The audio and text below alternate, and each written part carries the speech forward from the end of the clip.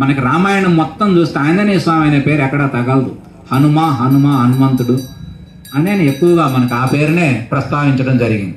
అలా హనుమంతుని పేరు జరిగిన తర్వాత సూర్య భగవానుడు ఆయన ఏమన్నాడంటే, నా తేజస్సులో ఉన్నటువంటి 100వ వంతుని ఇతనికి నేను ఇస్తున్నా, అంతేకాదు వయసు వచ్చిన తర్వాత ఈయనకి విద్యాభ్యాసం కూడా నా ద్వారానే ఇతను పొందగలడని చెప్పి ఆయన 2 వరాలు ఇచ్చాడు.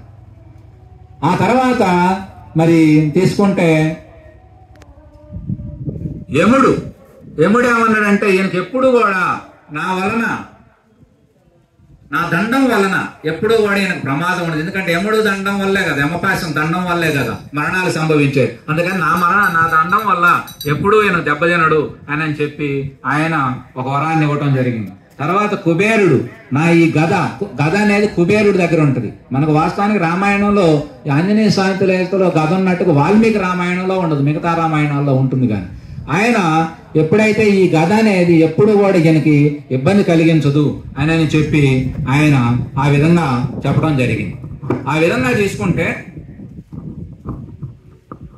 మనకి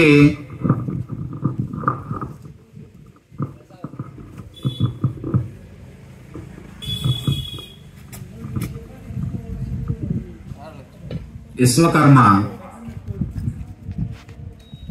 దేవతలందరికీ ఆయనే ఏ నిర్మాణం చేయాలన్నా, వాళ్ళకి గృహాలు నిర్మాణం చేయాలన్నా, రథాలు సమకూర్చాలన్నా, ఆయుధ సంపత్తిని సమకూర్చాలన్నా మొత్తం కూడా విశ్వకర్మ ద్వారానే జరుగుతుంటాయి.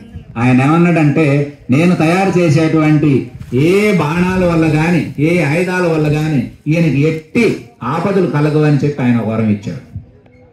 ఇచ్చి ఆయన ఇంకొక అదనంగా వరం ఏమిటంటే, ఇతను చిరంజీవిగా ఉంటాడు అని చెప్పాడు. అందుకే చిరంజీవి ఆయన్ని మనం కీర్తించేది. విశ్వకర్మ ఇచ్చినటువంటి నామమే ఆయన కర్మ.